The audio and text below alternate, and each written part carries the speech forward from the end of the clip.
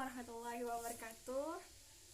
Perkenalkan, nama saya Anissa dari akuntansi 5A non reguler dengan NIM 1901210023. Di sini saya akan mengampu tugas mata kuliah kewirausahaan, yaitu mereview pengembangan UMKM melalui digitalisasi teknologi dan integrasi akses permodalan.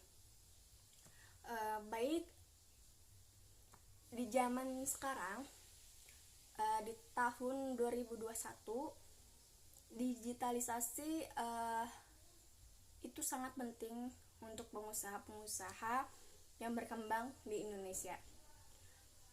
Perkembangan ekonomi yang ada di Indonesia ini cukup sangat besar.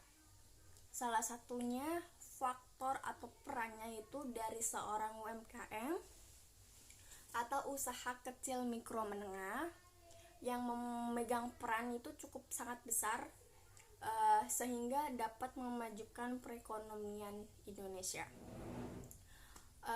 UMKM ini telah berkontribusi yang cukup besar bagi pendapatan daerah maupun pendapatan Indonesia. UMKM ini berdiri karena dasar inisiatif oleh seorang pengusaha dalam bentuk usaha kecil masyarakat, yang salah satu manfaatnya itu bisa mengurangi pengangguran di Indonesia. Tingkat penyerapan tenaga kerjaan yang cukup relatif tinggi ini dan kebutuhan modal investasi yang minim atau kecil menyebabkan UMKM bisa dengan fleksibel menyesuaikan dan menjawab kondisi pasar yang ada di Indonesia ini yang terus berubah. Tantangan dan peluang industri 4.0 atau 4.0 mendorong inovasi dan kreasi dari seluruh lapisan masyarakat agar dapat bertahan dalam era globalisasi. Jika seorang pengusaha ketinggalan dalam mengakses usahanya atau ketinggalan dalam digitalisasi, maka pengusaha ini akan ketinggalan dalam zamannya, dalam perkembangannya. Revolusi industri di zaman sekarang dengan menggunakan digitalisasi dapat meningkatkan keefisiensi rantai manufaktur dan kualitas produk UMKM di Indonesia. Dalam era globalisasi, era revolusi industri 4.0, perlunya pemasaran produk bukan hanya offline, melainkan harus online, diikutsertakan melalui online agar dapat bersaing baik dalam negeri maupun luar negeri, dan agar produk yang dibuat tidak ketinggalan zaman, dan agar bisa menarik perhatian konsumen.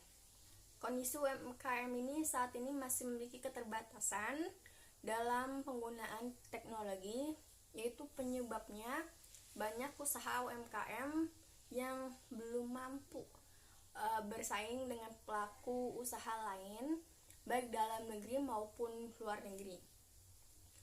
Tetapi menurut saya, untuk mengatasi permasalahannya itu perlu peningkatan jejaring bisnis dan akses permodalan untuk UMKM ini. Dan upaya UMKM ini yaitu harus salah satunya itu melaksanakan program pendampingan pengembangan UMKM melalui digitalisasi teknologi dan integritas akses permodalan. Melalui pendampingan ini dapat meningkatkan pemasaran produk dan akses permodalan bagi pelaku UMKM. Di antaranya contohnya itu di Desa Sindangkasih, Kabupaten Cirebon. Metode yang diterapkan untuk mencapai pemecahan permasalahan tadi metode yaitu menggunakan metode sistem tindakan dan pembelajaran yang partisipatif yang dikenal sebagai metode PLA atau Participatory Learning and Action.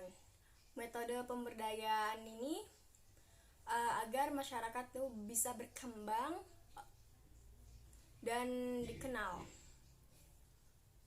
dan bisa belajar sambil bekerja. Secara singkatnya, PLA ini merupakan metode pemberdayaan masyarakat yang terdiri dari proses belajar tentang suatu topik, pengolahan, pemeliharaan, dan masih banyak lagi.